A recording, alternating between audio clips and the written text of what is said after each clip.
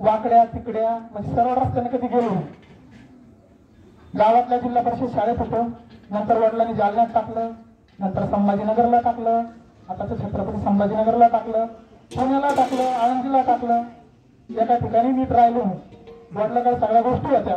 वडिलांना एकच वाटत होतं की माझ्या बाळाने मला बाळूने चांगलं शिकलं पाहिजे. पण मी काही नीट मार्गाने गेलो नाही. रस्ता काही सरळ नव्हता.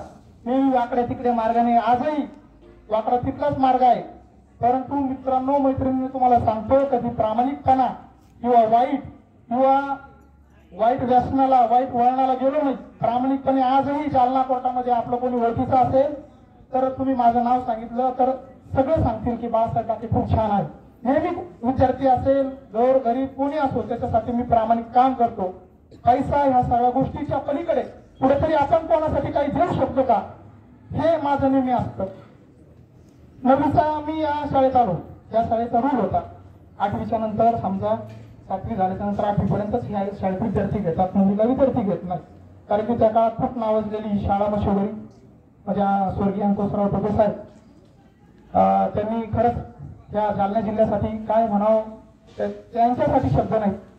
आणि ज्या शाळेतून मी शिकलो, आज कुठेतरी माझं जे उपजीविका भागवतो या शाळेतून माझी सुरुवात झाली. 9वीला मी या शाळेमध्ये आलो होतो. ऍडमिशन काही देत नव्हते आणि आमचे वडील आज नाही ते. 2015 मध्ये काही दुर्दैवी घटना झाली आणि वडील वारले.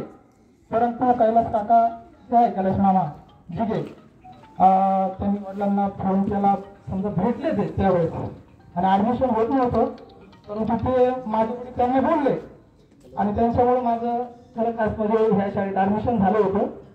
आणि मला अभिमान वाटतो की त्यांच्यासारखा व्यक्ती, कारण की मी पहिल्यापासून बघतो तुम्हाला की तुमचं ते पहिल्यापासून तर आणि मान ह्या सगळ्या गोष्टी, पैसा ह्या सगळ्या गोष्टी तुमच्याकडे